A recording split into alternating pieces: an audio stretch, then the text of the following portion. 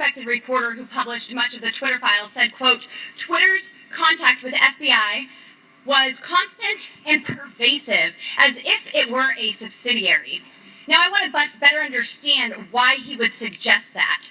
Mr. Roth, while at Twitter, how many meetings did you have with the FBI?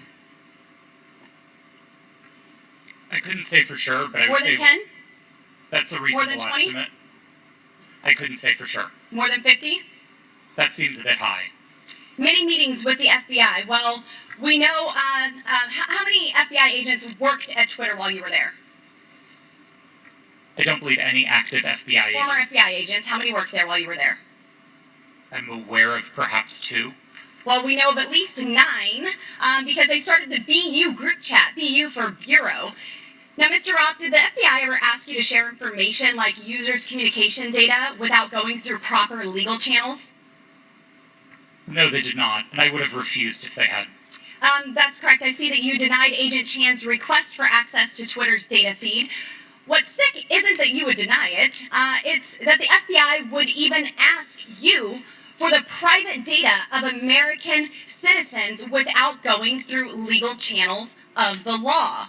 Now, I want to remind you, Mr. Roth, that you are under oath. Did the FBI ever ask you to do anything that was illegal or questionably legal?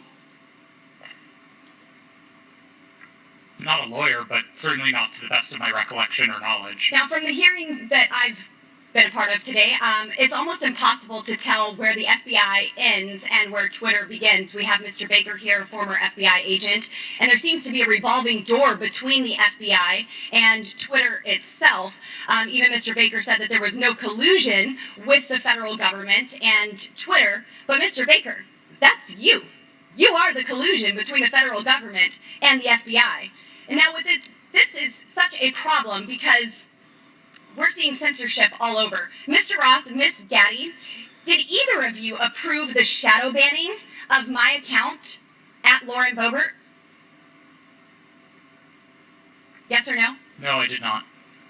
Not to the best of my recollection. Well, let me refresh your memory, because on March 12th, 2021, and Mr. Roth, I know you looked at it because Fascist Twitter 1.0 had a public interest exceptions policy, which means for members of Congress to be shadow banned, it had to go before you, Mr. Roth. So I'll ask again, did you shadow ban my account? Yes or no?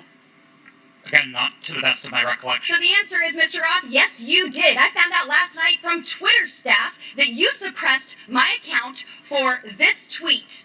It's a freaking joke about Hillary Clinton being angry that she couldn't rig her election. It's a joke, but in response, being the sinister overlords that you all are, you placed a 90-day account filter so I could not be found. And now we see here that Twitter staff said the visibility filter on my account excluded me from top searches, prevented notifications for non-followers, and much more. This is considered an aggressive visibility filter. You silenced members of Congress from communicating with their constituents.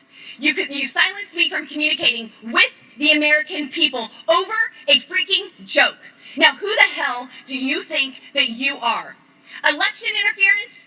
Yeah, I would say that was taking place because of you four sitting here. The Hunter Biden laptop story was suppressed. A sitting member of Congress was suppressed. A sitting president was banned from Twitter. You know, I bet that Putin is sitting in the Kremlin wishing he had as much election interference as you four here today. We've heard about threats to democracy. Well, what about shutting down a duly elected member of Congress? This is fundamental to our nation's governance, and you all attacked that very foundation. 230 protections? Well, those are for publishers, not for editors. And it's clear you are not acting as publishers, you are acting as editors. And Mr. Chairman, I think it's far past time that we remove 230 protections for big tech platforms who are abusing this protection. And let me just say, I'm not angry for myself. I'm not angry because I was silenced. I can reach out to Elon and to his staff, and I can see what's happened. And I can sit here today and hold you all in account.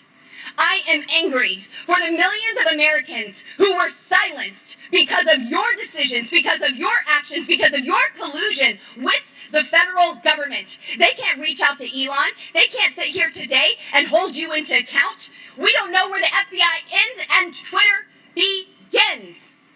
But I do want to thank Mr. Chairman, Elon we're Musk over for 17 firing seconds. you for and saving free speech and even Twitter. Mr. Chairman, I yield.